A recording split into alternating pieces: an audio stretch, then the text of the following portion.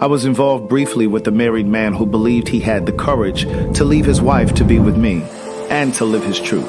This isn't the typical story of a married man promising to leave his wife for a secret lover. Rather, this is a story in part about a gay man who knew he was gay before he got married, but chose to marry a woman because he didn't know how to break free. Rocky and I met on a gay social media site 3 months after I returned to the East Coast to live, and just 11 months after he was married. At the time we met, he was living and working in Dubai as a contractor for the government on a military base, while his wife was stationed in Tallahassee, Florida, where they had a home. In one of the first messages he sent me, Rocky shared that he was married, but that he had regrets. He explained that he had come out to his mother and siblings when he was 18 years old. He said that. To listen to more of One Thing for Certain, Two Things for Sure, a memoir continued, visit audible.com.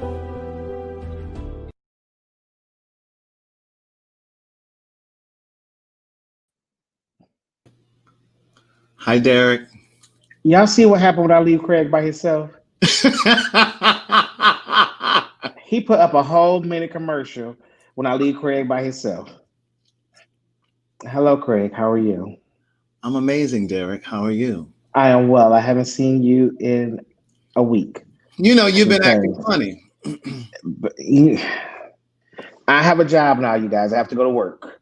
You know, if I want to keep my insurance, I have to go to work. So I'm not with Craig today because I am at work. Mm-hmm. So I'm here.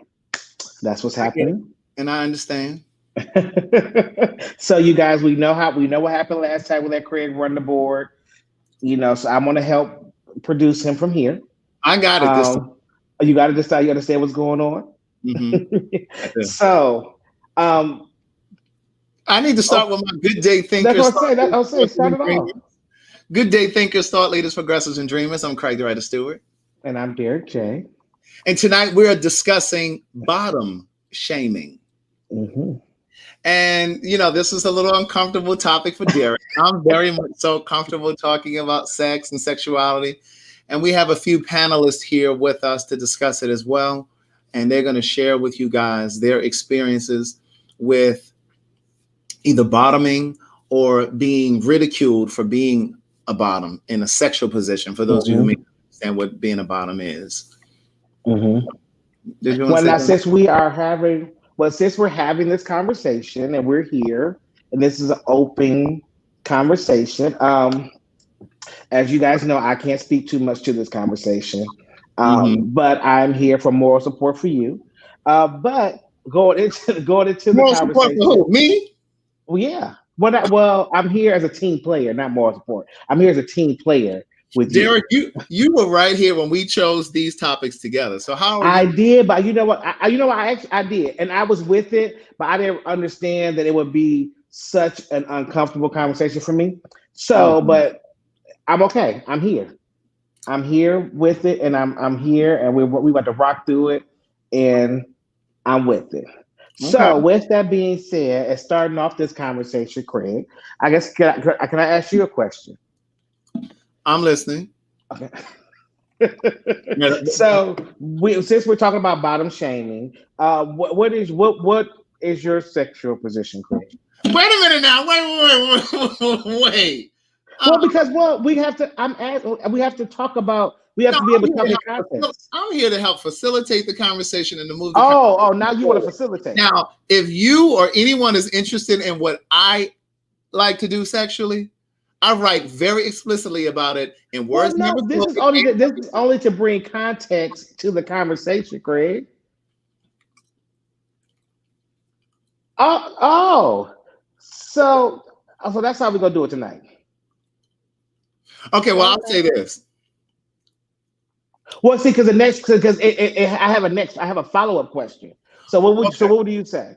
Well, let's start with you.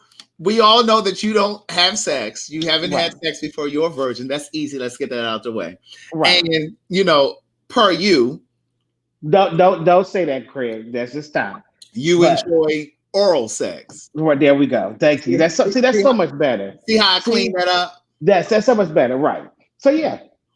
So now for me, I enjoy fucking. I enjoy putting my dick in. Gotcha. Okay. So with that being said, so my question to you, have you been a bottom shamer? No, I've never been a bottom shamer, but I have been a person that I've kind of been I've been a person where it's like I don't understand how somebody can do that anonymously, like on a hookup. But I've evolved, and because I'm a person where I'm only going to do that position if I'm in a relationship. Gotcha. So that answers your question. Yes. But what I will say is, in most of my relationships, I've not had to bottom because I generally attract bottoms. Gotcha. There have been maybe 2 relationships that I've been in where they were versatile and I performed versatilely as well. But I didn't crave it. And so I understood that it wasn't that there was something wrong with it. It was just that that's not what I craved sexually, except in the context of a relationship. In the context of a relationship, when there's emotion and you love the person and that kind of thing, and you want to satisfy that person because they also crave that. I've enjoyed it in those instances. But on a regular horny day, my ass ain't twitching. My dick. So you wouldn't be considered a power bottom. No. My dick is jumping. My ass ain't twitching. But like I said, but here's what I will tell you though. Right. Just in thinking about it and just in conversations in all of my years of being gay, I've seen that a lot of Black gay men, because these conversations are centered on Black LGBTQ people, I've noticed that a lot of Black gay men have issues with being a bottom because it's attached to religion and it's attached to internalized masculinity and internalized homophobia, which most of us, not all, but most of us come into this community carrying varying degrees of internalized homophobia because we've been conditioned that being gay is wrong. And for some, they think that if I'm going to be gay, then I'm going to be the top because that's perceived as less gay or less feminine because I'm the top. But I've always told people is if a person has a problem with homosexuality, they don't give a damn if you're on the top or the bottom. Period. They don't care about it's that. all the same. It's all the same. And I believe that a lot of Black gay men have issues with being a bottom or being in that role because subconsciously they think that they'll say that I don't enjoy it or I don't like it, that ain't my thing, because they don't even want to allow themselves to experience it or to even try it because they think that it emasculates them. So I will speak from me, just my personal thought process for me. I think that now that I think about it, we talked about it, we have like this discussion, we brought this conversation up. I think that may be a reason why I haven't decided to have sex yet, because of this bottom shaming aspect, and not from a masculine or feminine or aspect of it, but from an aspect of it's so much pressure with that, because I feel like when it comes down to gay sex, I think that they still compare it to heteronormal sex. Like, exactly. They expect a man to do the things that a woman would do and function the way a woman would function sexually. And it's like, but physically that can't really happen. And I think that it's such a big pressure to be in that position sexually. So I think that I don't want to have that kind of pressure on my life. And to that point, don't forget to hit the like button on the videos, guys, and subscribe. Yes, like, share, do all that good stuff. Subscribe if you haven't subscribed to either one of us. Do all that. But the other part of it too, Derek, I think that there's this idea that if you're the bottom, then you're the woman in the relationship, Mhm. which goes to the point that you just made. And what a lot of people don't understand or don't know, and I say this a lot as well, a man's erogenous zone, or G spot, is in his asshole. And so for all the straight men, heterosexual men who don't like anal play from a woman, Mhm. haven't really experienced the fullness of their orgasm, I would imagine, right? Mhm. But yeah, so I mean, I really wanted to flush this conversation out because we have some people on the panel that either identify as a bottom, or I guess they may have bottom shamed, or they feel some sort of, or at some point they may have felt some sort of remorse, and not even, I don't even know if remorse is the word, or felt some sort of shame about being a bottom because of a certain height, because of a certain weight, because of a certain build, or because of a certain masculinity. Because oftentimes people assume that bottoms are always hyper feminine. But I'm going to tell you that I done knocked down a lot of straight identified looking boys. They look like they're straight, they pass it straight, but baby, it's a whole nother different thing. They can take the best dick. You know, so my comments on my side is coming up slow because I guess my internet is not the fastest. I'm on Craig's old internet. But but you guys, as it's popping up, I don't have a cocktail ready because I'm at work, so I am just gonna wing it and work it through. We just thank God that you're here right now, because when we were doing that sound check, you kept popping in and out. Okay, Craig. So, are we ready to? So I do. Like I said, my comments coming up. So have we explained what bottom shaming is? Like, do y'all understand what that is? Okay, so I don't think we did in this conversation. So bottom shaming is basically when people who perform the role as bottom or receivers are shamed or made to feel humiliated because of they made to feel less than. Made to feel less than. But somebody has to be the bottom, right? I mean, it could be top play. No, at some point I'm going to need to insert.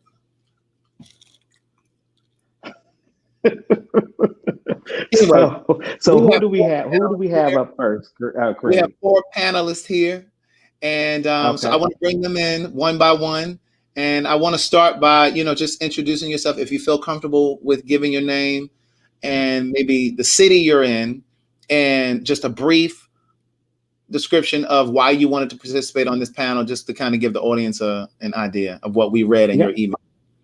All right. So we're going to start with unmute your You got to unmute your mic. Yes. Can y'all hear me? Yep, we can hear you. Awesome. So sorry. Yeah, go ahead. Okay, awesome. So I'm Brennan, and I'm from Chicago. I'm 30, which I'm denying because I had to spend my birthday in quarantine. So I'm older than 29. And for me, I don't identify as a bottom, but because of my aesthetic, like I'm 5'11", but I'm juicy, and I like nail polish and all types of shit. So. Oh, you wear nail polish? Yeah, occasionally. And you mentioned I look like. I remember, look like all the time, honey. Not occasional. Yeah, that don't That's look like full dude. Look, that don't look like that doesn't look like a girl that only wears nail polish occasionally. Well, for my work, I usually can't. So since we locked in the house, I can. Okay. Yeah.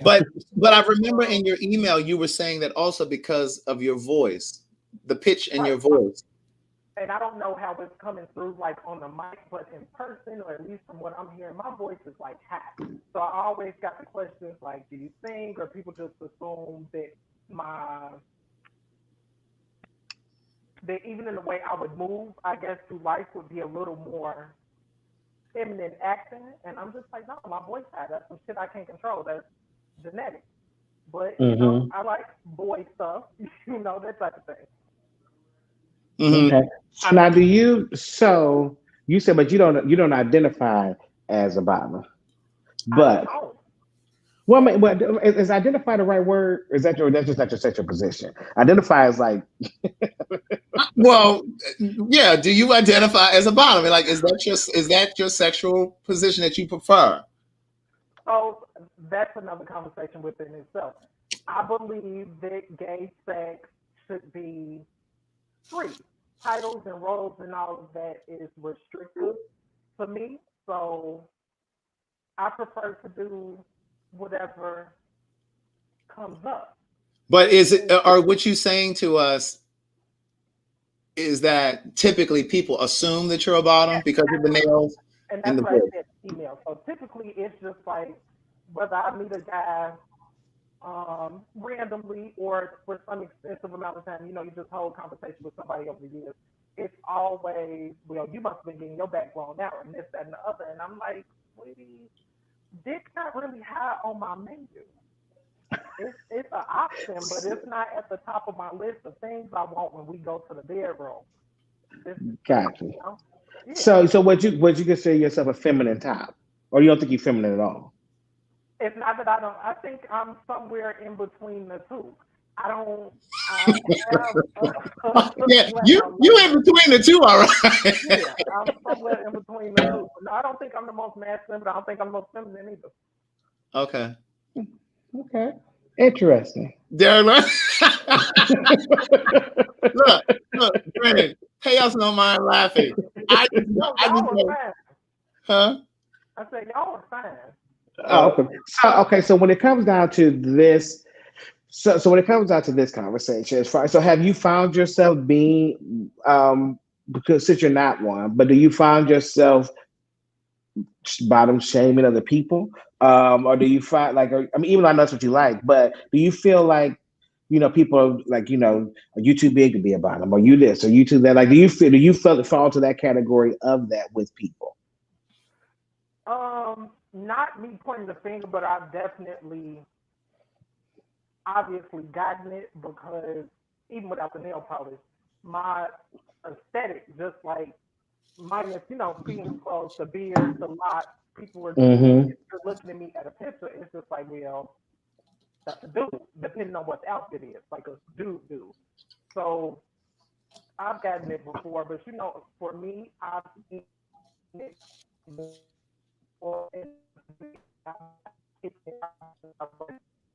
That ain't. We couldn't really hear That ain't my internet, child.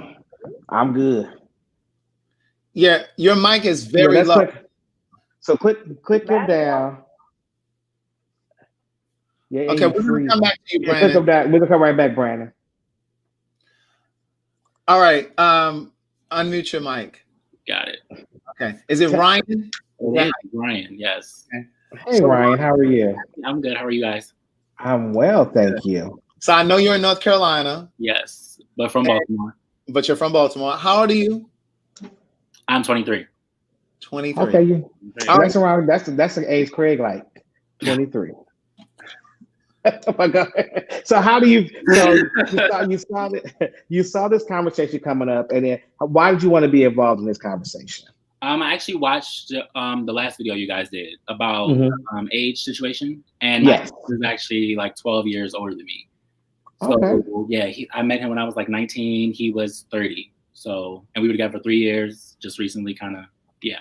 So after I saw that, and you guys talked about bottom shaming, it kind of made me think about that relationship, and I was like, okay, we had situations that was intertwined into it. So, I identify as a verse fully. I like both parts of the male. I do enjoy fellatio, receiving and giving, but I do enjoy both. You see I'm sorry. You see how classy he said that? You did good earlier though. But I'm just saying, you see how classy that was. But okay, but go ahead. I know some people like it gritty and raw. I am both.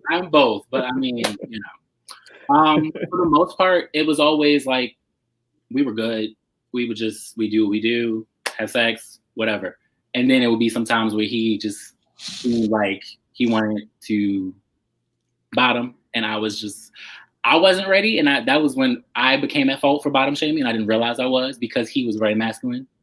And I was like, and I feel like it's going to be repetitive tonight probably, but it is a toxic masculinity thing that we learn from society, and I feel like also I study psychology. So I remember I did a literature review my junior year in college, and it was about internalized homophobia and hypermasculinity in the LGBT community. So it was mainly like I got too into the mindset of like, okay, this guy is masculine, he had dreads, like the last one said, like you have an image, and we are so stuck on images that like as soon as we see somebody, it's like, oh, they're about him, or he's the top, or he's trade, like it's whatever, like, you know?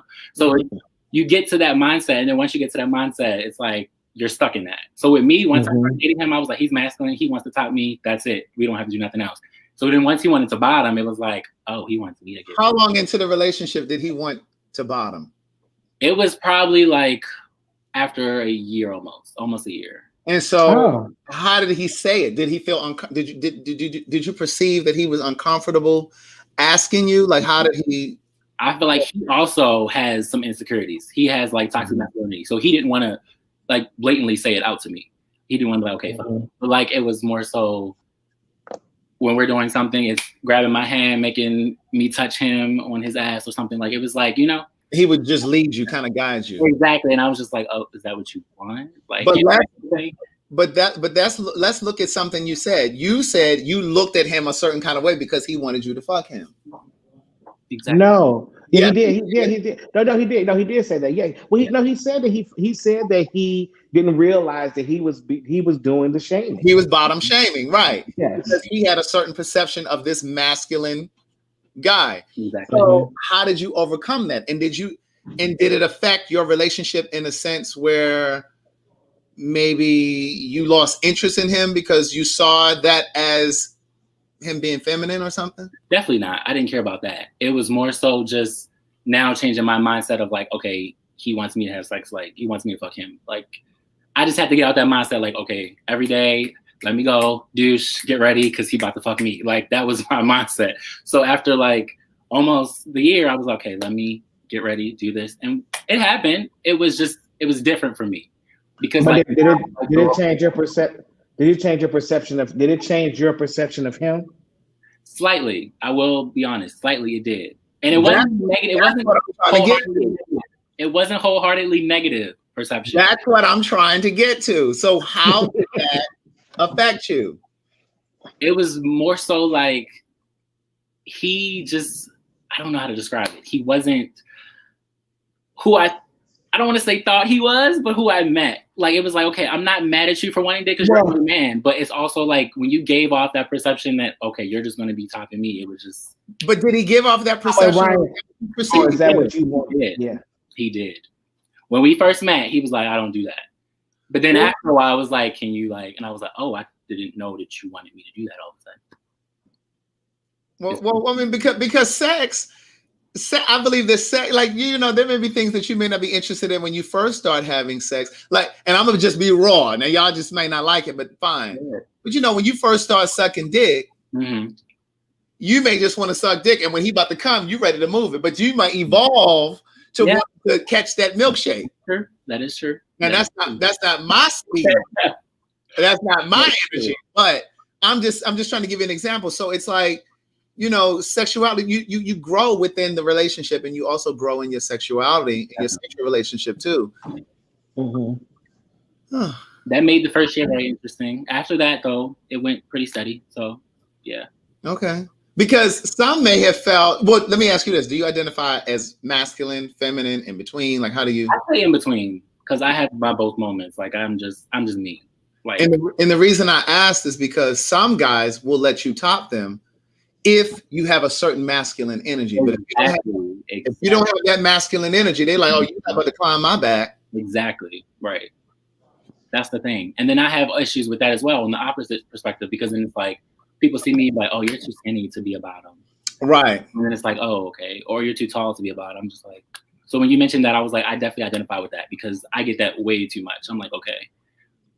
So you did it from so you are a shamer and you've been shamed. Yeah. So let me do this. Like I studied LGBT studies in college. So I was like, this is my forte. Let me get in here. Like so my question to you is that how do you still have those type of biases in you now where you would see somebody and feel that they are in this position, and are you open to a masculine guy being open with you up front with that, and then that's how it goes? Or do you like? Am I asking that correctly? I definitely understand. Yeah, I got you. Thank you.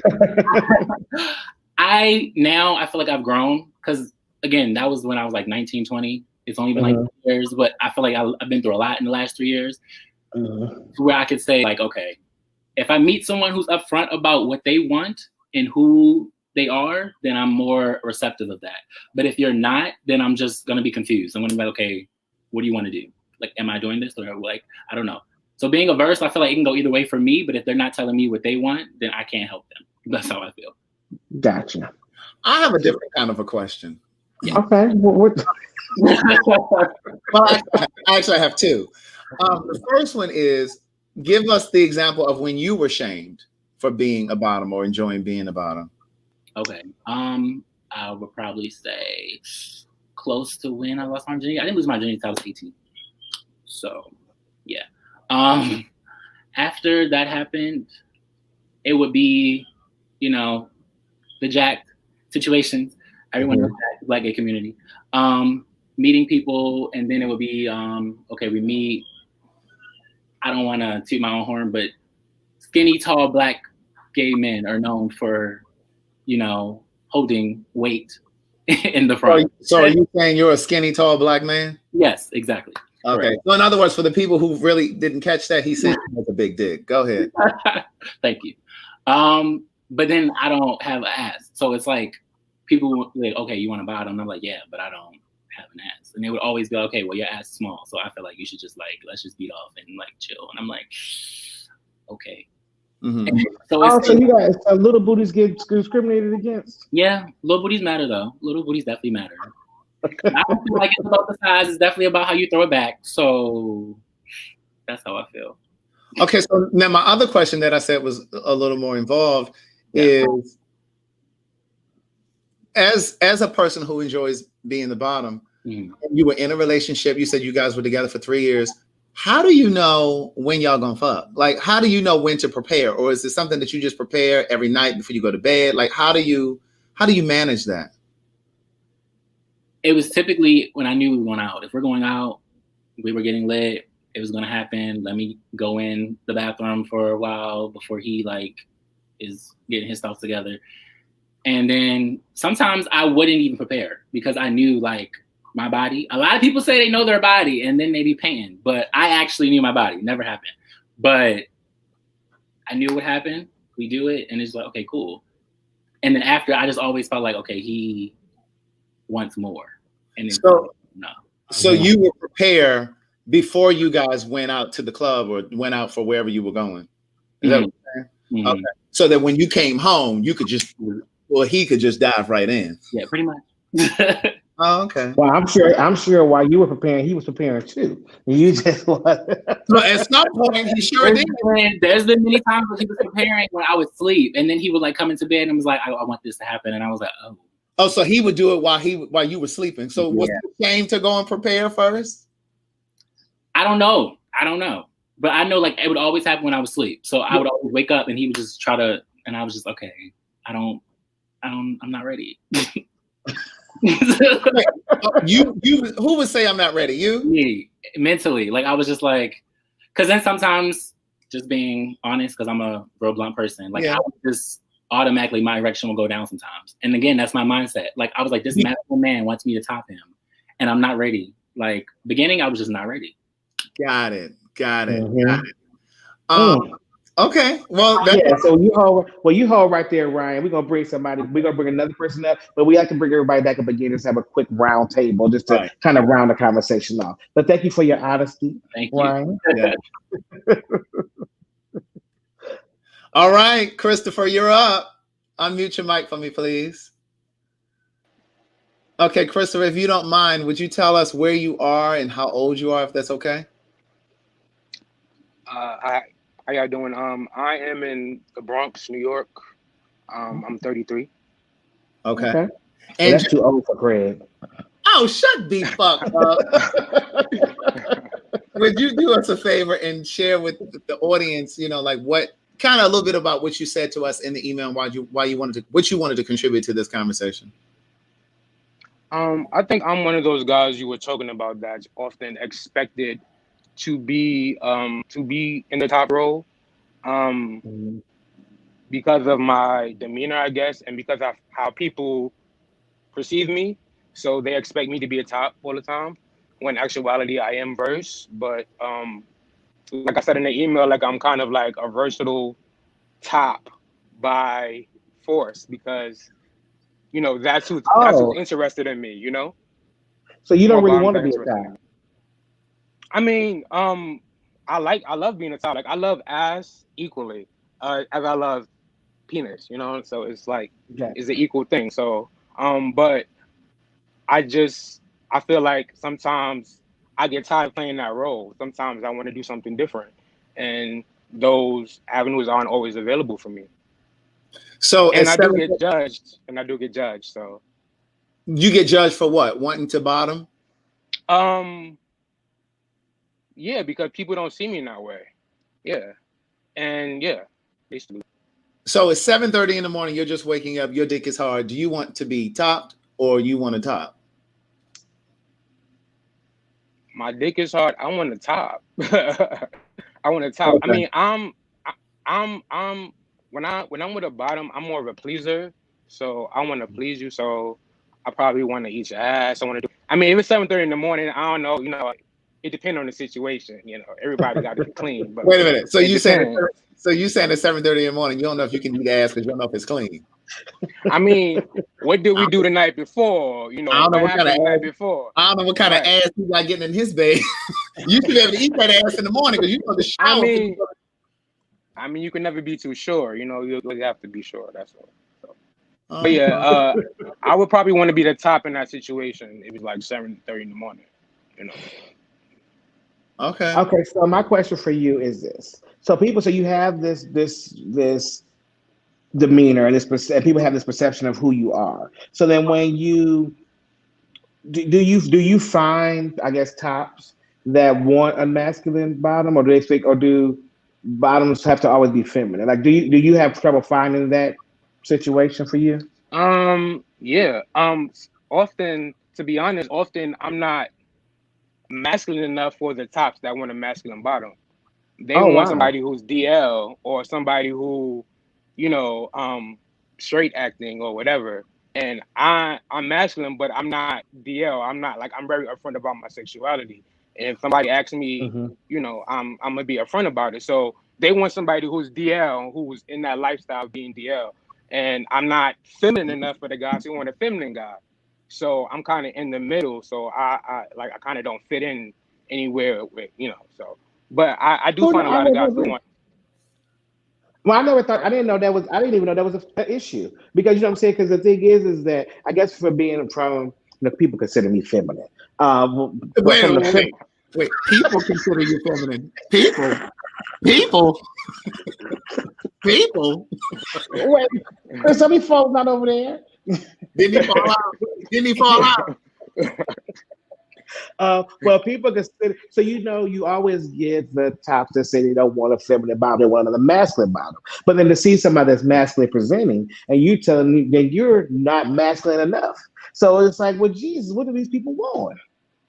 I mean, I think it's all in where you're at too, because I'm in New York, so people's idea of masculine is you being thugged out or you being some hood nigga or some shit like that. So that's their idea of masculine, which they don't really even know the real definition of what masculinity is. So that's their idea, and somebody who's messes with girls, so that's their idea of masculine. But I guess that's where I'm at. Yeah, I don't know. Do you feel like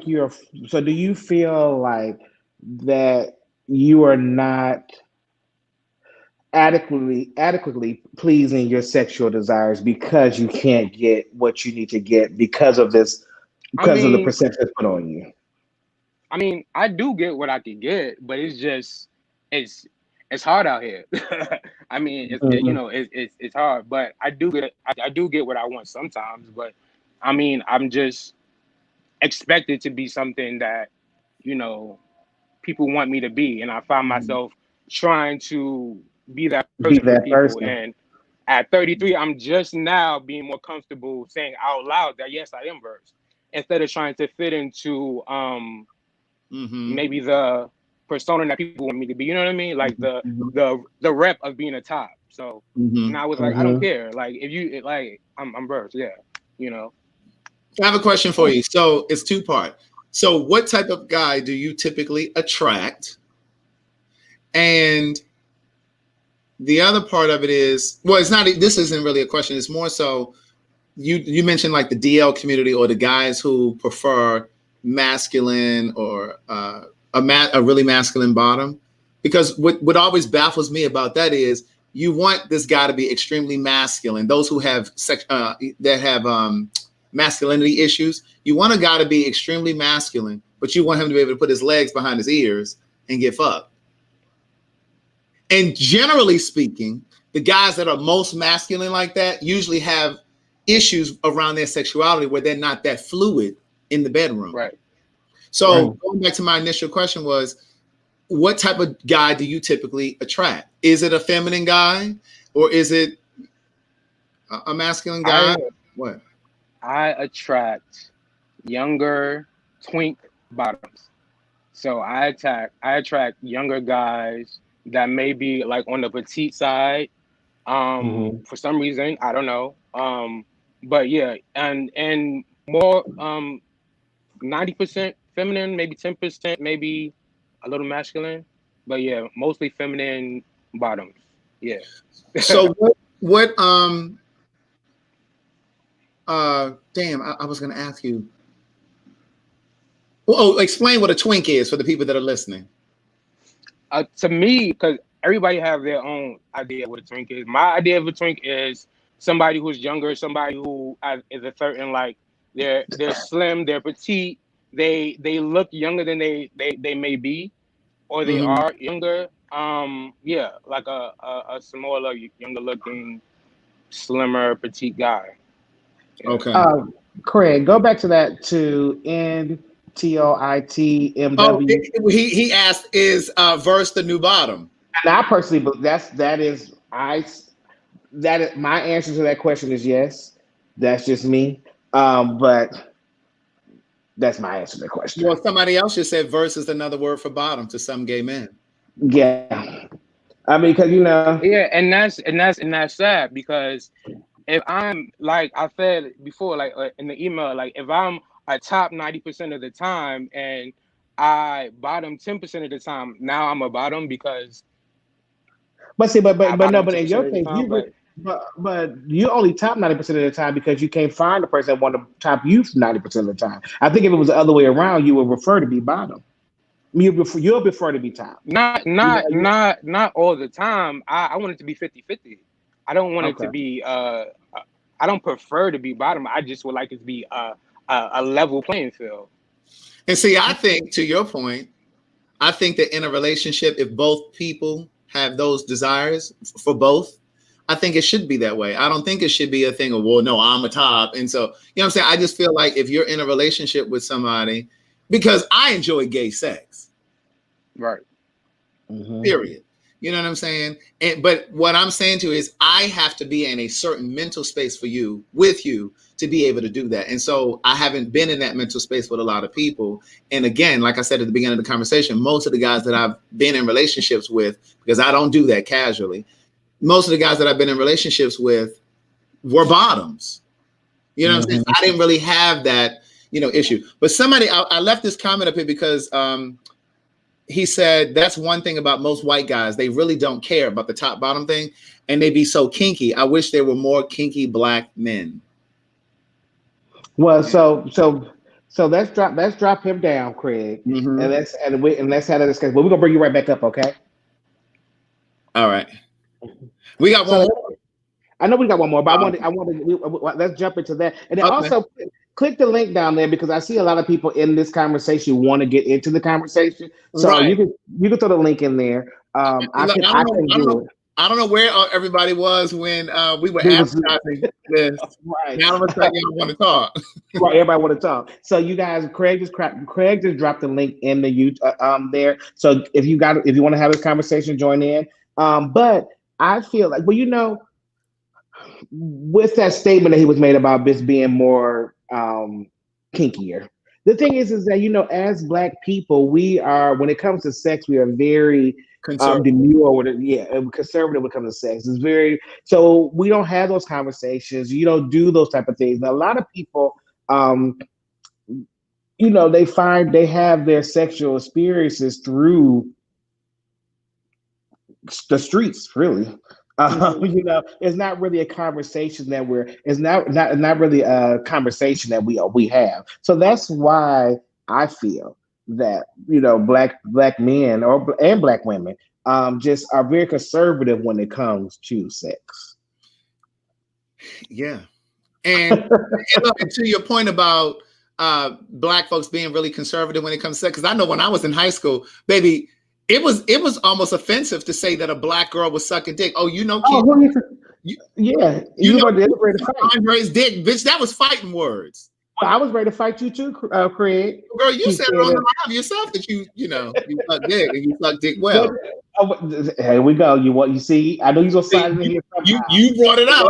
But can we think about our next person, please? But but I'm just saying, like that was only 20 years ago where people were offended if you said they suck dick. But it's like now you got women like, "Chow, yeah, I suck this dick," and that, you know what I'm saying? I'm saying women because that's a whole different conversation between separate from talking about gay men and talking openly about sex. And for some people, high school was more than 20 years ago for you. But fuck you, girl. You bring the next person up, please, Craig. Okay, we're gonna bring on. Tell me your name, please. Is it Trente? Trente. That's a stage name, but my real name is Trent. Yeah. Okay. All right, Trent. How are you tonight? I'm great. Trent didn't want to be seen. He didn't want to be seen. He only wanted to be heard. Where's his picture? Well, we see his picture, right? We see his picture, but it's okay. Tell me what he told me when we did the sound check. Okay. Okay, it's fine. Well, how are you tonight, Trent? I'm great. How are you? I'm well, thank you. So, first of all, how old are you? Where are you from? And how do you fit into this conversation? I am 43. I'm from Nashville, Tennessee, and I'm a songwriter. And I'm sorry. And I'm so used to saying that. And I identify as a top. Okay. Now, good. Now, how do you fall into this conversation about bottom shaming? Are you a bottom shamer? I think I have been a bottom shamer, particularly in my last relationship, because my last boyfriend, he was only submissive in the bedroom. Other than that, it was like two niggas trying to drive a car at the same time. And he was a very feminine man, and I'm attracted to very feminine men. But he was like the quintessential stereotypical feminine guy, but he was very wealthy and came from a wealthy family, so he was very bossy and always wanted to be in control. Only submissive in the bedroom. So he had masculine energy. He did. I mean, it's funny because if you knew how feminine he was, but yeah, he did have masculine energy. He wanted to run everything.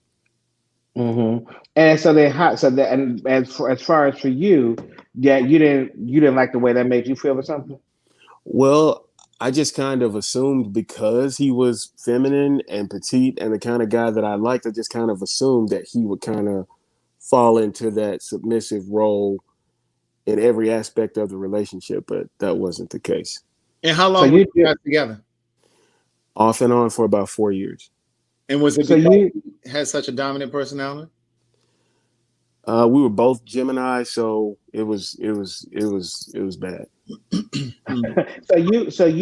So when dating and when having a gay relationship, you fall into heteronormal stereotypes of what a relationship should be like. I mean, you could say that because I guess you could kind of consider me like a traditional kind of guy. I'm just not into masculine men at all. I'm attracted to all Really? men. I'm not into masculine men at all. I don't want to date anybody who looks like me or sounds like me. I want somebody who looks and acts and Like walks Derek, and yeah. like nail polish and stuff. Well, no, not women's attire or high heels Also, or not anything Derek. like that. Just let's put it. Let's Oh, wait, put wait. it.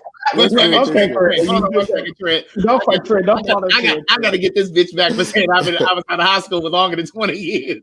Go ahead. I'm sorry. Trent, don't fall into his trap, Trent. As long as I'm a very proud gay man, and Mm-hmm. when I go out with the guy that I'm with, the young man that I'm with, I want everybody to know that he's with me. Mm-hmm. And I don't have Well, a problem with anybody knowing that he's gay or that I'm gay, but I do like the masculine feminine dynamic. I like that. Gotcha. I got two quick questions for you. Go ahead, Craig. So, one, have you ever bottomed? No, So you never even attempted? no desire. How do you know you have no desire if you've never attempted? Okay, let me tell you this story. I was like 18 years old, and I looked in the back of one of like the dirty magazines where you could like order the sex toys and stuff like that. Mm-hmm. And I didn't even really want to order like a dildo, but I was like, well, I'm gay, so I might as well try to start getting used to this. I was like maybe 17, 18 years old. So when I got it and I tried to like use it, I was just like, you know what? I must not be gay because I don't like this. Well, you So- may have needed some assistance. No, because I really didn't want to do it in the first place, and I just kind Trent, of felt like I do had to. not fall into Craig's traps. You may have Don't needed fall some into Craig's assistance. You may have needed a little licky down there. Let me ask you this. So do you enjoy having your salad tossed? No. Because see, and the reason I ask you that is because a lot of guys who have that perception like you, they don't even allow, and I choose that word carefully, they don't even allow their partner to eat them out or toss their salad, however you want to say it, because I really believe that they're afraid that they're going to enjoy that so much that they're going to want to take the next step. Mm-hmm. For me, I'm like I told you, I'm traditional, and another thing about me is I like a woman's vagina, but I'm not attracted to women.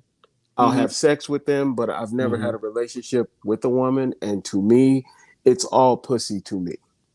And I think that's why I like the feminine dynamic of a gay young man. Are you attracted to trans? Exactly. Are you attracted to trans women? No.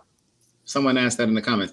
Okay, now the other point that I want to make based on what you said is really interesting that you are drawn to feminine men exclusively. And I say that because in the community, a lot of times, black gay men, we're talking about black gay men oftentimes try to mask that feminine energy because they think that it's going to draw in, you know what I'm saying? You feel like you have to hide that. Mm-hmm. Interesting. And I say all the time, whatever you're looking for is also looking for you. So for those people who feel like they have to try to hide and pretend to be something that they aren't, you know, here's living proof that, you know, there are men who enjoy feminine men.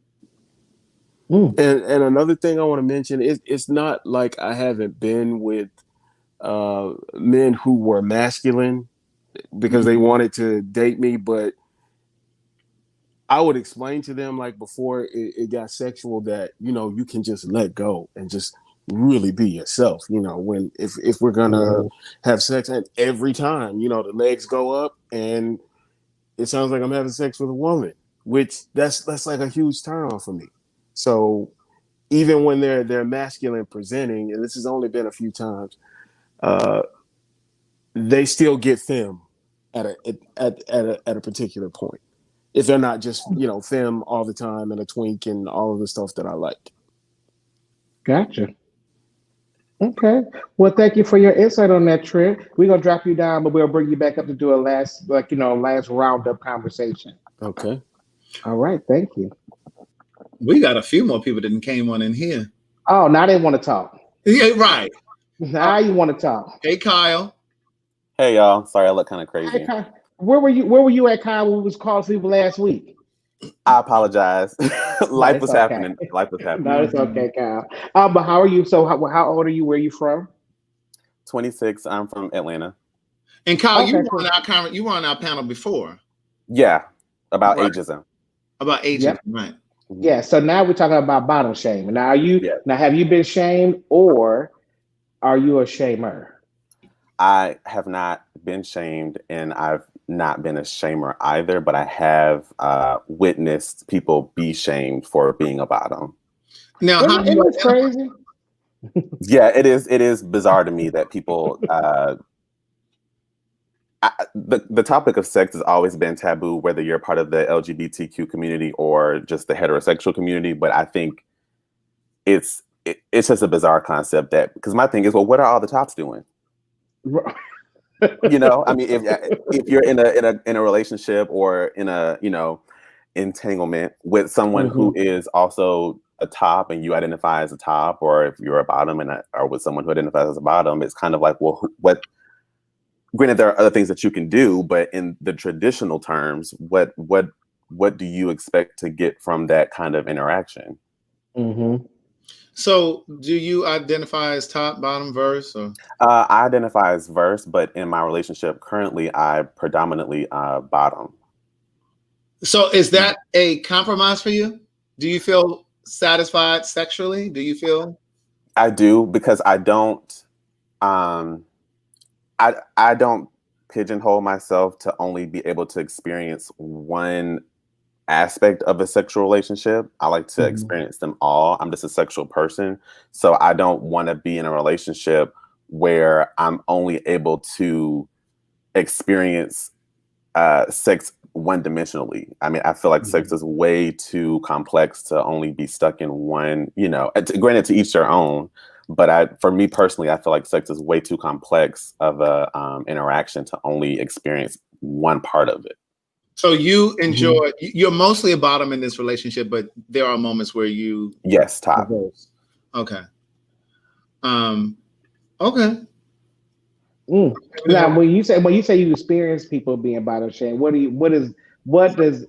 you experienced, seeing, or hearing?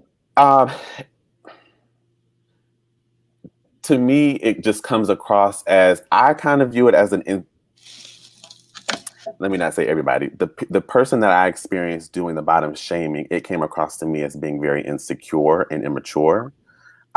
Just because I think a lot of that tends to be rooted in either some kind of toxic masculinity or some kind of repressed issues or emotions or experiences that haven't been dealt with. And so now you have a perception of what it means to not only be a bottom, but what it means to interact with someone who is a bottom. If you're a bottom, then you have to abide by these rules. If you're, it's the same as, it's just stereotypes. The same as being black. Well, you're black, so you must be a thug, or you must, this, that, and the third. And so I think that a lot of things come with that, and people just adopt those mentalities and just kind of are comfortable and complacent staying in that. And then you have this whole bottom shaming thing, and then here you are having issues within the gay community. Well, somebody go ahead. I'm sorry. We probably about to say the same thing. Which comment? The comment where somebody say, in the gay relationship, if you start as a bottom, you got to finish as a bottom. Yes. So the thing is like, can you unbottom? Because I feel. You what?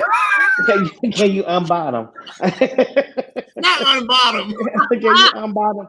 I mean, because the thing is, I fall into that thought process, and I'm working on my stereotypes and my perceptions of people. So yeah, I'm like that too. Now I'm like, that child. Now wait a minute, girl. Now, okay, because it's okay. Prime example. It's this guy who used to come to my salon all the time, and he was a big flaming homosexual. Like he was, honey, a mess. But then 7 years later, now he's this masculine, attractive man that you never. I was like, but in my mind, I still see this bottom. I was like, can you So I'm like, girl, I know what you're doing now, but I know what you used to do, girl. You was a nasty power bottom girl. Wait. Hold on. I'm bottom shaming. No. But you're making the assumption that he was a bottom. Yeah. Okay. He had to be. Here's my thing. But there are people who probably think you're a bottom and you've never even had intercourse. Right. Okay. Hold on. Y'all know I'm at work, so hold me on. Right. Jay. Let me mute you real quick. Yeah. But the thing too is, to that point, when I came into this community,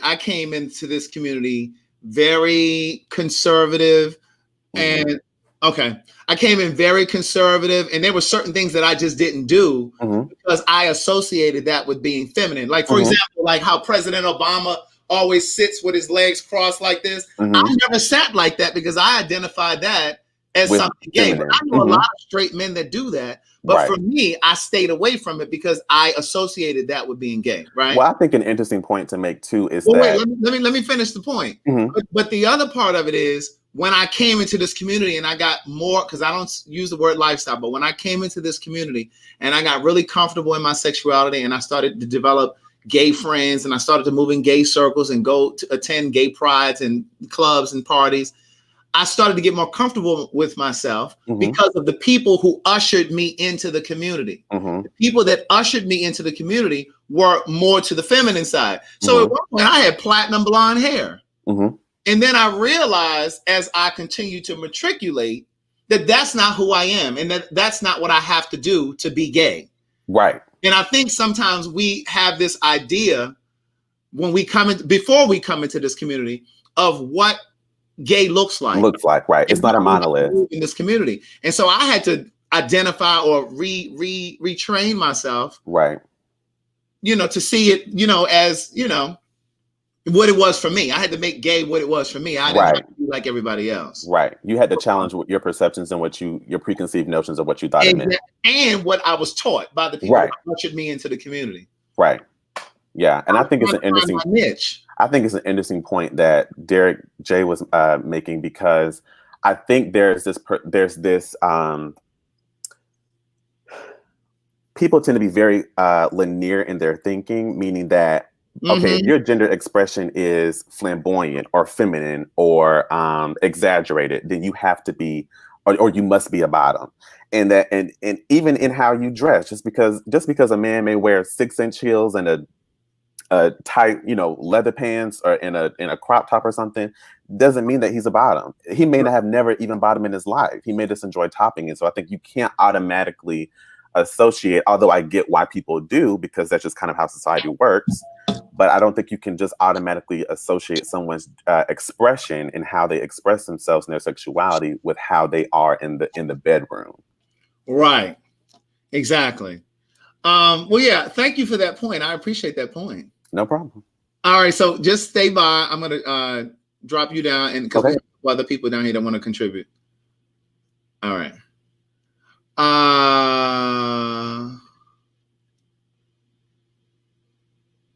There was another guy in here and he's gone. Where did he go? Alicia. Hey. Hi there. Can you hear me? I can hear you. Well, I put my headphones in, it'll be better. Okay. Can you hear me? All right. Hey. I'm a big fan. I'm happy I actually got in. Thank you. Hi. I'm sorry if the lighting's kind of bad. I'm in my kitchen. I'm on my phone. Oh no, you're fine. But yeah. Oh, so yeah. So I am a gay male. It's just Alicia. I also do drag as well. So when I get my coinage in my virtual shows, I do like my Gmail through my drag name. So in case anyone was like, "What's going on?" That's what's going on. Oh, okay. So what did you want to contribute? I wanted to ask. So how do I say this? I wanted to just chime in. Our language and tone is not policing the host, because you guys didn't say anything wrong. It was some of the comments in the comment section. So even actually the person you invited on. So the idea of traditional, I think we have to be mindful as queer people, because we are queer, we do not have to follow heteronormativity. So the fact that we're thinking or using the terms of I'm not trying to call anyone out, I'm just going to call them in. But instead of using the terms of traditional, we ain't straight. We don't have to deal with all that bullshit. There's no point of being traditional when we are not even within that spectrum, because when we use words like traditional, what we're doing is internalizing and perpetuating and upholding problematic behavior. So when you say traditional, you're attesting certain gender roles and types of femininity and certain gender roles and types of masculinity, which we've seen here, because even you guys were asking, you brought up before, just because you're masculine doesn't mean you're top. I mean, just because you're masculine doesn't mean you can't bottom, but that's the result of being traditional. When you're traditional, you create these, rigid understandings of gender. So I wouldn't say, I also feel like being queer, I feel like we just fuck all of that shit. Like you said before, it's gay sex. If you a top, get your ass eaten. Oh, well, let me make ice statements. For me specifically, I do drag, and believe it or not, out of drag I bottom, but in drag I have been asked to top more. Oh, I'm about to say, girl, I thought you said, well, now wait a minute now. And the thing is, the men who want me to top them are these masculine presenting men. And to me, here's the thing. So me being like the bubbly Miss Bottom thing, I'm just like, oh girl, I'm going with the tray, after the bar. And my, I'm in Newark, New Jersey. So like we're in New York City, in the Monster area. So I got my 2 condoms, lube, I'm prepared.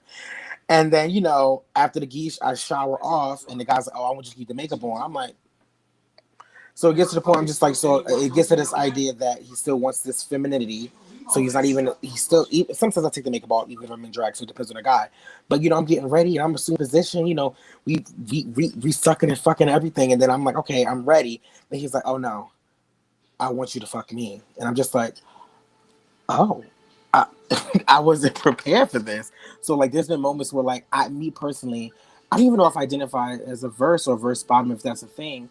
Because it's like, personally, I do prefer the bottom, but I would like to find a partner where I can top too. Like I want a man who wants some finger up his ass. I want a man who every now and then I can calm his back. Not even just to be funny, but I just feel like I'm a gay man. Why would I limit myself to one position for the rest of my life? Like you brought up the conversation earlier.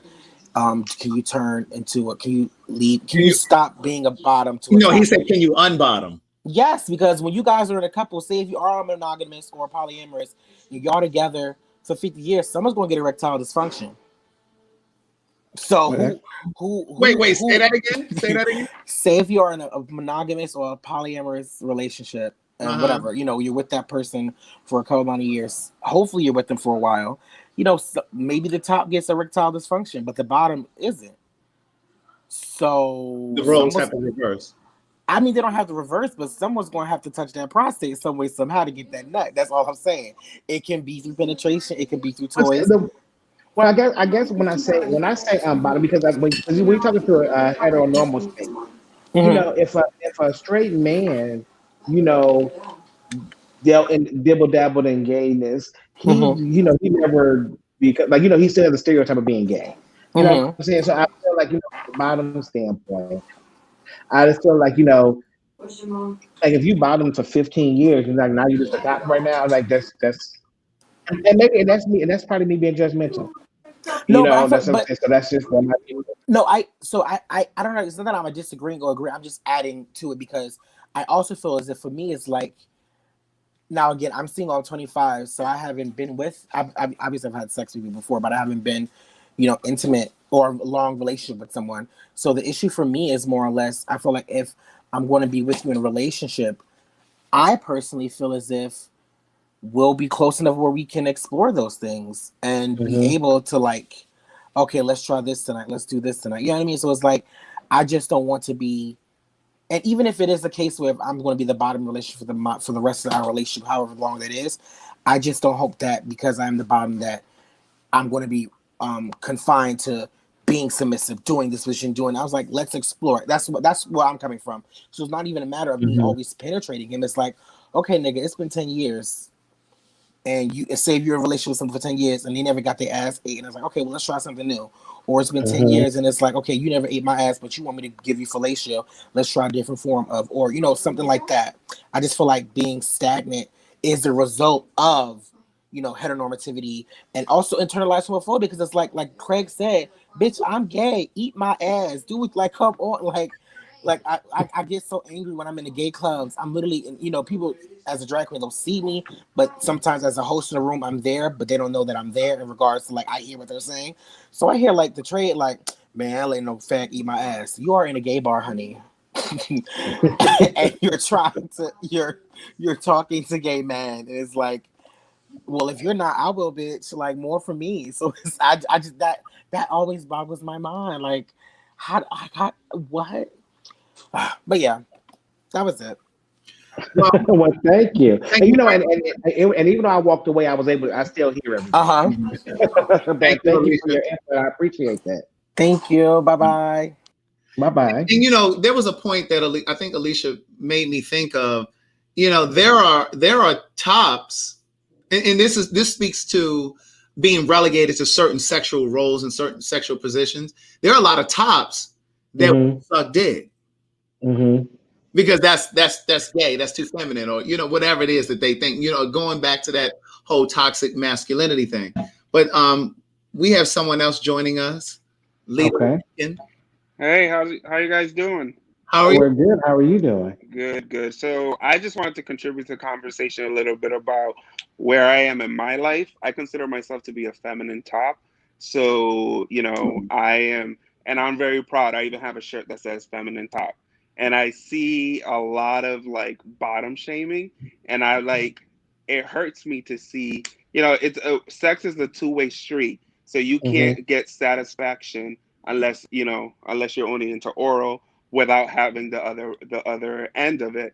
And I see a lot of people say, well, you know, it's about masculinity. It's about, you know, it's about having, you know, the person that's on top being in control.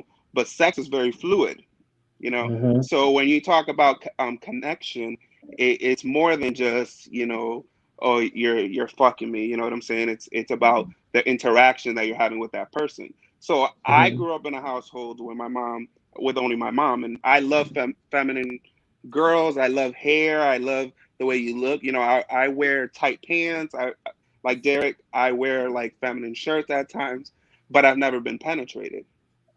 And every time like I like get hit on, like the other person that was on, is usually about masculine men that are attracted to my femininity and want me to top them. Well, so now, are you in New York? Because we might have been introduced to our other friend down there that he can't find on top. So nah, I'm in Miami. I'm a Miami boy. I'm in Miami. So, Lito, let me ask you this. Have you ever been ridiculed for being a feminine top? Have you ever had, because the kids can be vicious. Have the kids said, oh, girl, please, you ain't topping me. Yeah. You ain't climbing my back. So go ahead. So I was going to say, well, has that ever, I guess, scarred you in a sense? You know, I have 10 brothers and sisters, so I grew up in a household. Yeah, we you know, we throw hands. You know, I can be feminine, but I can throw hands. But I feel like I've been discriminated against when I advertise myself as a feminine top, and people be like, really, how does that work? Well, the same shit it works with a masculine dude that's on his four knees, you know. I can but I think and I think this needs to be studied maybe as time goes on. There's a psychological component to being gay in the sense of, you know, the component of how you grew up and then how you perceive yourself. And so, where you grew up, because geographically, when you talk about places like Chicago, and it's harder, relatively speaking, for people to come out and just be who they are. Yeah. I believe that, to add to your point, I believe that there's a PTSD that happens a lot of times for some of us that come out of the closet based on how your friends, your family handle you in the coming out process. I believe there's a traumatic thing that can happen. Yeah, and I think, you know, I grew up in Connecticut. It's a small state in New England. I had a girlfriend for 5 years, and then I came out the closet when I got into my undergrad. And the transition for me wasn't hard because I was very confident in myself, you know, and the experience I had was very healthy. You know, when I came out of the closet, it was with a grown man. I was in college. It was a nice experience. So I never felt intimidated by the coming out process, but I know people that it's been very intimidated, or they've been through a process that has been traumatic, that influenced their sexual role. You know, about like, oh, I'm a bottom, but I don't like to be touched, or I'm a top and I don't like to be, you know, I don't want, you know, to be sucked, or I don't want my ass to be eaten out. And I think that limits people, but it's a level of comfort that people have to get to. And I think, you know, if they're not in a healthy relationship, we must admit that we live in the hookup generation. You know, there's not a lot of gay people having healthy sexual relationships. Because just like there are tops who don't want to have their ass ate or they won't suck dick, you have bottoms who don't like their penis touched. Correct. Yeah. But thank you, Lito. We have a couple other people that we're going to bring in real quick. Thank you very much. Thanks for this. Bye-bye. Xavier. Oh, what's good? How are you?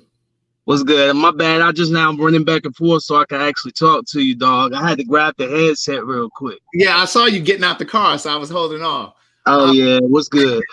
So what city are you in? Greensboro, North Carolina. Okay, and how old are you, if you don't mind me asking? I'm 28 years old. Okay, what did you want to say? Oh, no, I just was asking questions, y'all. I thought y'all was asking, like, about tops, bottoms, and all that. Yeah, go ahead. What you want to say? Oh, well, I'm strict top, you know what I'm saying? And only time I ever actually bottom is in a relationship, which I am in now, but I play more of the top role, you know what I'm saying? Okay.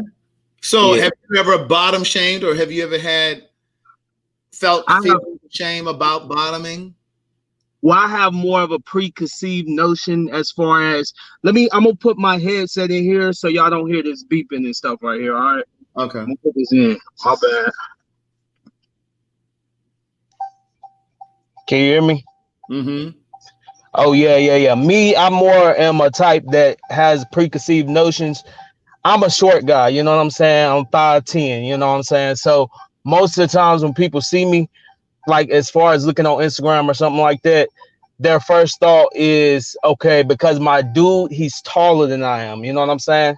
He's taller. So they automatically assume that he is the top because he's tall and that I'm the bottom because I'm short, until they actually interact. He has more of a feminine personality. I'm more of a masculine type. You know what I'm saying? So then they're able to see exactly who plays which role, you know? So now I heard, I was listening. So you said that you have bottom in your relationship though before. Yeah, well, only one time. See, well, not one time with only one person. Let me keep it like that, because like I said, I've been in a relationship for 9.5 years now. So you know what I'm saying. North Carolina, if they have relationships long like that. Yeah, well, I mean, I came from a small town where it wasn't many, you know what I'm saying? So both of us actually in our relationship, well, it wasn't a relationship at first. We both were actually tops, you know what I'm saying? And we hung out with each other. We just, you know what I'm saying? We chilled. So it took like about a year or so before we actually got in a relationship and stuff like that. So more of he took that role as being the bottom. And, I, kept doing what I'm doing. So you feel me? Okay. Yeah. Okay. Well, thank you for adding your input into this. All right. I'm going to drop you one last person. All right. Okay. And I want to apologize, you guys. I keep leaving, honey. Child, I'm last. Well, Amber, hey, Craig. Hey, Derek. Hey, Amber. I'm just gagging because y'all confusing the shit out of all these straight people in the comments. Like, they don't know what the hell is going on. Amber, where are you, first of all, and how old are you? I'm 19. I'm from South Georgia, but I currently live in Middle Georgia. And I identify as a bisexual polyamorous woman. Okay. I think a lot of this shit just stem from miseducation and people not knowing their body and coming in with too many preconceived notions, because all this seasonal top versus bottom, all this shit, fucking is fucking. Like, y'all doing too much. Y'all doing entirely too much. All the straight people is mad confused. But no, I think a lot of the shame comes from people with preconceived heterosexual notions and shit. And that's a lot of people that don't even know their body. Like, a lot of these women that be shaming niggas for liking their ass, they ain't even never had an orgasm before. Exactly. And niggas is around here oh, if you get your ass ate, that's gay. No, it's not, nigga. You got a prostate. So, okay. And that was one of the points that I was making earlier. I'm not sure if you were in here when I was saying that a lot of straight men, and I do mean heterosexual men, have never had their ass ate or they've never had their prostate massaged. You know, I did a whole podcast about, there was a woman who said that she enjoys fingering her man. Yes, all that. And a lot of times Black women think that a man is gay or he's on a slippery slope to being gay because he wants her to finger him or to eat his ass. And I'm here to tell you that that does not mean that he wants a man. It don't. Because anything a nigga do to me, I might want to do that to him too. So. Okay, Amber. Whether that be oral, whatever, I'm with all of it. Girl, I love how ratchet and intelligent you are. Yes. Multi-dimensional, honey, all that. I see you in my comments all the time. You give me funny, you make me laugh a lot. In the comments, talking shit, doing it all. Always talking shit. She on everything talking shit that I post. You hear me? And you know, and I know you love some shit talking, Craig. You know I do. And Derek, why are you so bashful? We grown. Well, you know what the thing about it is that, like I said before earlier, this isn't. I don't have sexual conversations. That's just not what. Why not? I do. I just don't. So now So Amber, I'm working on it. I'm here today. I think I did very well today. Craig, would you agree? I do. Yeah. He a little bit more comfortable than he was last time. The other day, thank you. The other day was real shaky, but today I worked through it. So yes, I'm with it, Amber. I'm gonna work my way into it. I'm just not as raunchy as Craig is. So y'all like to cuss and talk about it. Yes, all of that. That's how you get other people that's not comfortable to be comfortable. Like we too grown. Sex, especially in the Black community, growing up, sex, they be making sex like it's such a taboo thing. Like everybody around here fucking. Why is y'all doing all that? Even the people in the church. Yeah, they fucking, because some of my wildest experiences been with motherfuckers in the church. Right. I'm talking about threesomes, all that come from motherfuckers in the church. I'm just saying. Craig, I am gonna let you do the roundup because we are switching scenes right now, and I have to go do some work. Right. Amber, I'm glad to meet you. Nice to meet you too, Derek. And all of you, and all of the drop Amber back down, girl. So I can try to have my conversation. Thank you, Amber. And to all the rest of the to the panelists that discussed, thank you for being open. Thank you for being honest. Thank you for all of that.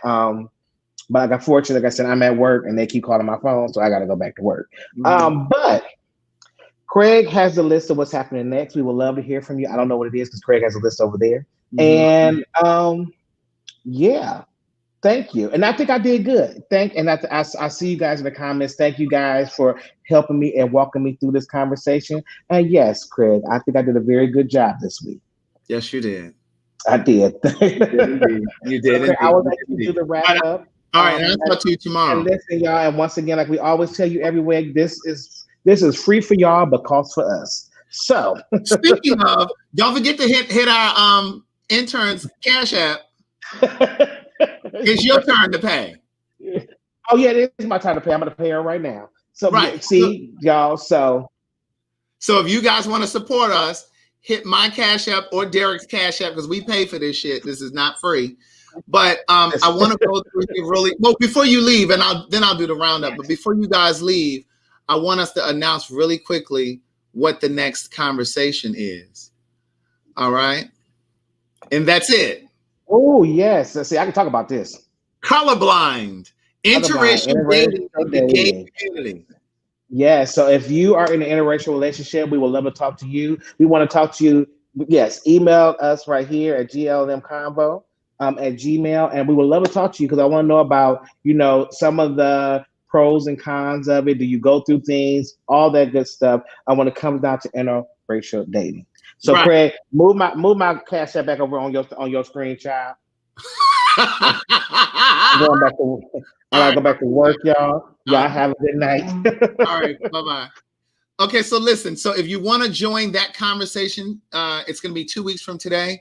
We're going to be talking about interracial relationships in the gay community. You want to email us at glmconvo @gmail.com. That is how you join the conversation. I saw a lot of you saying tonight or asking tonight, how do we join the conversation? How do we join the conversation? That's how you join. Email us a picture, your name, and a phone number, and just tell us briefly why you want to be on in this panel. Either you have opinions about interracial dating in the gay community, or you've participated, or you're currently in a relationship that is interracial. All right. Now I'm going to go through one last time with everybody. We're going to have just quick last final thoughts of anything. If you have something that you want to say. All right. So I'm going to start with my boy Ryan. Any last words?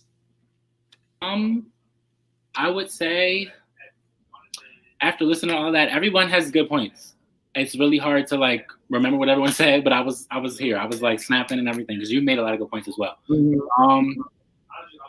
I feel like a man just always wants to feel like a man, and sometimes it's usually the top, of course. But then there's also bottoms who want to feel like however they want to feel, and I feel like when we demasculate bottoms, it's like we're taking away from what they want to do. And I feel like personally with my experience that I talked about with my ex-boyfriend, right, it was very hard for me to step into that mindset. So I feel like now that I have like grown out of that, I feel like I can be with someone who is masculine and is like, okay, well, today I want you to fuck me, babe. And I'm like, all right, well, let's do it. As long as they're comfortable with my energy. And I feel like a lot of people have like preconceived ideas of like, okay, you have to be masculine to fuck me. I'm like, well, I'm in between. I'm going to probably like be like, bitch. And then the next day be like, I feel it. Like, it's like, I love to switch it up. So I would want something who's similar. But yeah, this was a great conversation. Thank you for having me.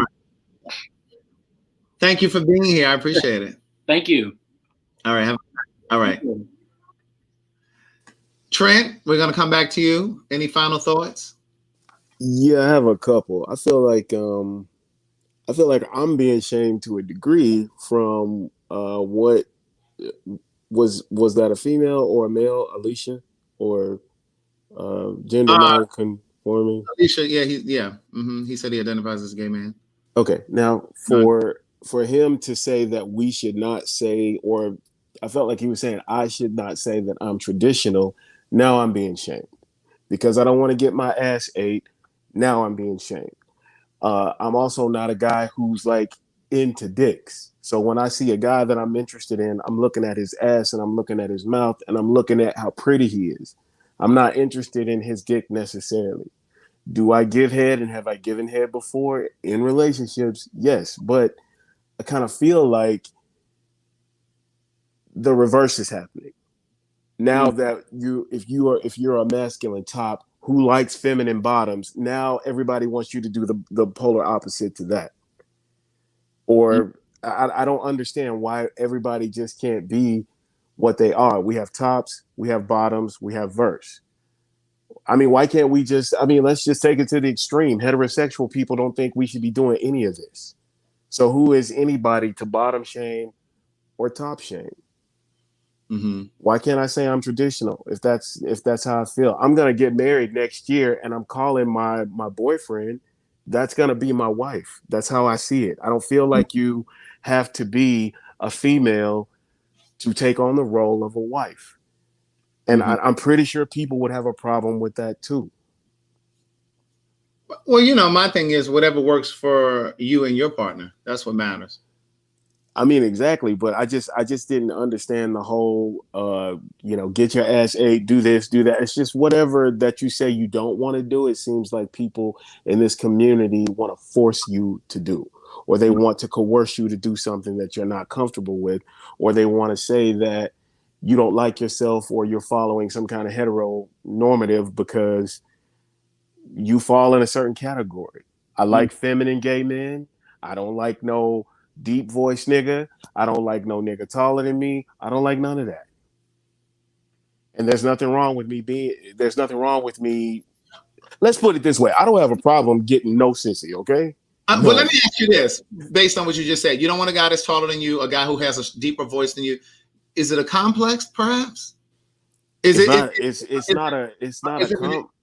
an intimidation factor? Do you think your masculinity is being challenged? Do you think that your masculinity is being threatened? No.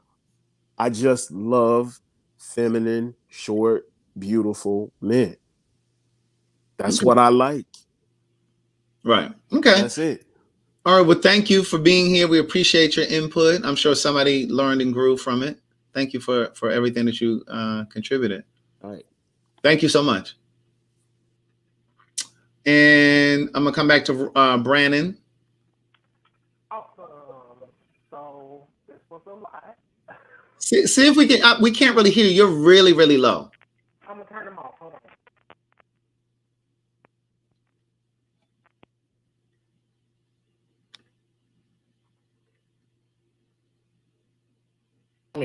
What about now? That's perfect. Awesome. Okay, so it was a lot because I was way at the beginning, so it was a lot overall. But from what everybody was saying, I think a lot of everyone's perceptions kept going back to outward aesthetic. And I think that happens with a lot of people. They say don't judge a book by its cover, but a lot of the times we judge a book by its cover. And what we do need to realize, especially within our community, that a lot of the time the aesthetic has nothing to do with what you're feeling on the inside. Like, obviously, what was that, Lido? It's a lot of feminine guys who have no interest in being penetrated. And just like it's a lot of masculine guys who have no interest in penetrating someone. So, yeah, I think once we let go and sure we'll be able to progress a lot more easier without it being so held down and I guess systemic. Right. Yeah. Overall, what did I write down? So one more thing. A few people were just kind of leaning into my asses, but my dick is like for the free for all, and how they were saying they were only doing certain things in relationships, and that was kind of intense for me because to me, I am a sex is sex person. So why bottom shame, but then be like, my dick is just for everybody, or for several more people than my hole is. Mm-hmm. If I'm holding my sex sacred,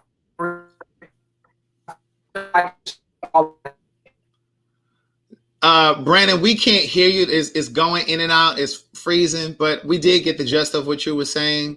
So I'm going to just close you out so we can go to the next person. But thank you. That's awesome. Here, I appreciate, what we did here. Thank you. All right. Thanks so much. Kyle, any final thoughts, final words? Yeah, just a few points. I did make this comment in the public comments on YouTube, and I was just saying that I think some of the best sex that you can have is sex that's engaging. And someone made a point that it's important to know your body because it's hard to express or explain to someone else what you want or the feeling you're trying to attain if that feeling is foreign to you. So I think it's very important that you have a relationship and a sexual relationship that is well informed and is very engaging. And you're in a space where you feel free and comfortable to communicate what you like and what you don't like, what you're comfortable with, you're not comfortable with, things of that nature. Because I think this whole conversation has kind of been about pigeonholing and like the gentleman said before about aesthetics informing, your preconceived notions or stereotypes about what someone identifies as or how they participate sexually. But I think, like I said before, sex and sexuality is such a broad spectrum. And everyone doesn't fit into the same category. You'll be hard pressed to find even two people that fit into the same category. But I think it's worth taking the time to understand your body, what you like and what you don't like, and then applying that to just kind of how you engage with other people. And don't cut yourself short or cut yourself off from enjoying all types of aspects and parts of sex, regardless of what you like. Mm-hmm. Thank you, Kyle. Thank you for that. Thank you for being here again. No problem. All righty. Have a good night. Bye. Before we continue on, I need to remind you all that we have some merchandise over at CraigTheWriterStewart.com. We have like face masks for those of you that are black as fuck. We have those. We have also back the fuck up for people who are standing too close to you. But anyway, you can visit over at CraigTheWriterStewart.com. We got three more people. All right. Go ahead, Christopher. Any last words? I would just like to say, I'll be remiss if I didn't say this, but I just wish at like a community we would stop putting black men into boxes. I feel like we do that a lot. I feel like that goes for everyone, whether it be cisgender women, gay men, trans women. Like, I'm a black man, so I feel like I have to address it. Like, I feel like we're often put in boxes, like we're supposed to be a certain way, or we're supposed to act a certain way, or we're supposed to be a top, or we're supposed to be this, or we're supposed to be that.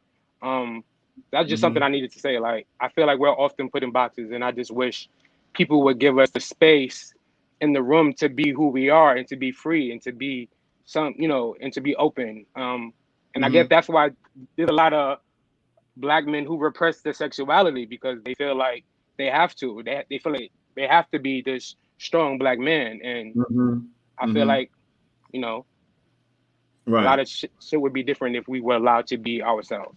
Had the latitude to express ourselves in fashion, with hair, in the arts, whatever it is. But yeah, thank you for that. All right. Thank you so much.